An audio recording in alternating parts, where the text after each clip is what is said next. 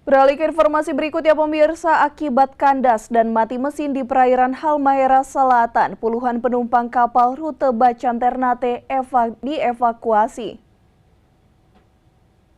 Inilah detik-detik rekaman video amatir yang memperlihatkan penumpang kapal KM Ajul Safikram rute Bacan Ternate dievakuasi pada Senin 27 Maret dini hari.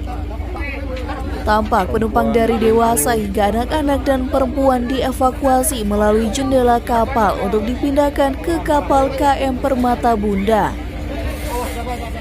Proses evakuasi ini diakibatkan kandasnya kapal Ajul Safikram di depan Pulau Sumai, Halmahera Selatan sehingga berimbas kapal mati mesin dan tidak bisa beroperasi.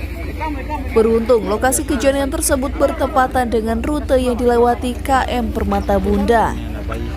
Sejumlah penumpang yang dievakuasi ini kemudian diarahkan ke Pelabuhan Ahmad Yani Ternate yang tiba pagi tadi.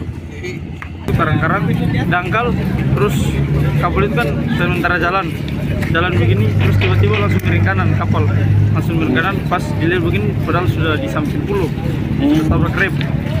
Terus masyarakat dari kampung itu langsung datang main jalan kaki, soalnya dangkal sekali, datang jalan, terus tiba-tiba dia kapal Permata Bunda langsung dihubungi untuk tarik kapal Ajul.